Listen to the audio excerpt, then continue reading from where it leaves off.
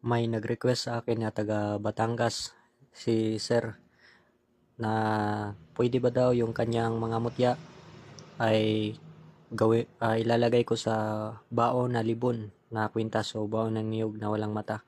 So sabi ko pwede, at binayaran lang niya yung mga materyales sa paggawa at yung bayad sa paggawa, at pinadala niya sa akin yung kanyang ibang mga mutya dito para ipangsangkap sa kwintas na yon na aking gagawin. At ako nang bahala dito sa mga pinadala niya. Galing pa ito Batangas. So yung ibang malalaki tatabasan ko ito para magiging maliit, at dadagdagan ko ng ibang mga sangkap na mula sa akin.